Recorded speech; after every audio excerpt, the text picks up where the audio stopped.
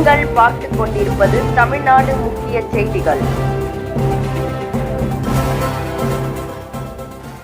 வணக்கம். திருவள்ளூர் மாவட்ட ஆட்சியர் அலுவலக வளாகம் முன்பு தமிழ்நாடு அங்கன்வாடி ஊழியர் மற்றும் உதவியாளர்கள் சங்கத்தின் சார்பில் மாவட்ட தலைவர் மணிமேகலை தலைமையில் மாநிலம் தழுவிய மாலை நேர ஆர்ப்பாட்டம் நடைபெற்றது.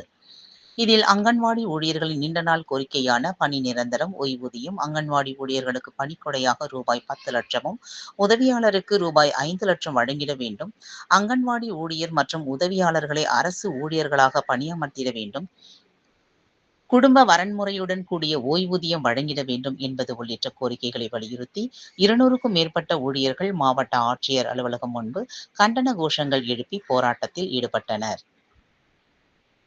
இந்த ஆர்ப்பாட்டத்தில் மாநில துணைத் தலைவர் லட்சுமி, மாவட்ட பொருளாளர் உமாராணி, இணை செயலாளர் சாந்தி, துணைத் தலைவர் ஜெயந்தி, துணை செயலாளர் பிரவீனா, அரசு ஊழியரும் மற்றும் மாவட்ட சங்க தலைவர் வெண்ணிலா, ஊரக வளர்ச்சித்துறை மாநில தலைவர் காந்திமதி ராஜன் மற்றும் ஓய்வு பெற்ற ஓய்வூதியர்களின் சங்க தலைவர் யோகராஜ் ஆகியோர் கலந்து கொண்டனர்.